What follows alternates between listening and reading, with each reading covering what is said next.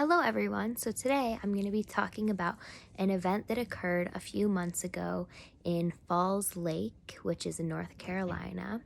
And what happened was a man owned a private plane, and the plane was pretty small. And he was flying the plane and it malfunctioned, probably due to metal fatigue. The weather was pretty bad. He probably should not have been flying that day. And the plane crashed and went fully submerged into Falls Lake in North Carolina. The only reason why he survived was because some woman saw him from outside of the lake and was able to save him, which is very lucky. Hi there, sir. I'm here to buy an airplane. Ah, yes, we have the best airplanes in town. Which kind would you like? Oh, well, that pink and gray and purple Boeing 737 looks pretty awesome. That's one of our best planes. It works really well. Great, I'll take that one. How much would it be? $200.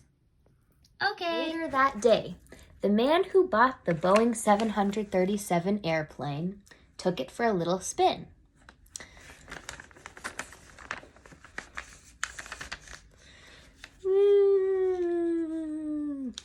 Uh-oh, there's some turbulence.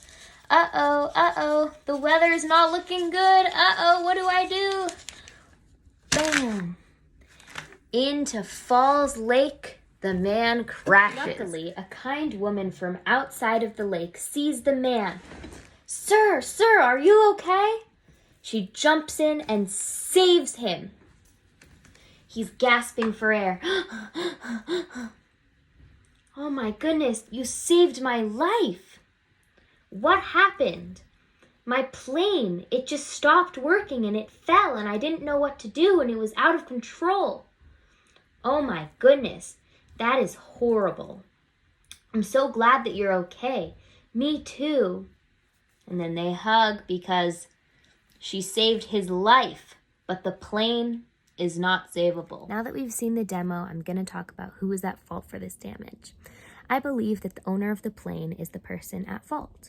The Mishnayot also imply that the person who created the plane is at fault as well, even though they experienced no damage directly. Unexpected weather can also cause plane parts to break down, which makes God, the universe, whomever is up there, at fault. So, the three Mishnayot that I will be relating to this plane crash are Bava, 3:1, Bava, 6:1, and Bava, 6:6. Bava, 3:1 states that if one places a jar in a public domain and another comes and trips on it and breaks it, he is exempt from damage to the jar. And if he was injured by it, the barrel's owner is liable for his damages.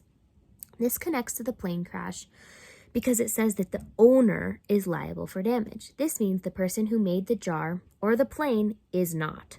Bava, 6:1 is about the person who locks sheep at night. If the sheep get out, he is liable. This relates to my scenario in that the person who created the plane did not set up the plane correctly for the weather or possible metal fatigue. The Bava example that does not directly relate to my scenario is 6:6, which states that while someone is hammering, if there is damage, he is liable. In my plane crash scenario, the damage happened after the plane had been created. Therefore, this Mishnah does not identify a liable person in my situation, because the damage was caused after the person had already made the plane and sold it. Damage is an unavoidable part of our lives, and in some cases, it's easy to tell who is at fault for the damage, and in some cases, it's not. In my scenario, the people at fault are the owner of the plane and the plane maker. The Mishnahs are great tools for helping us identify people's misdoings. It is important that people who cause damage for others are held accountable for their actions. Jewish law sets a great example of this, and I believe it would help our justice system and beyond.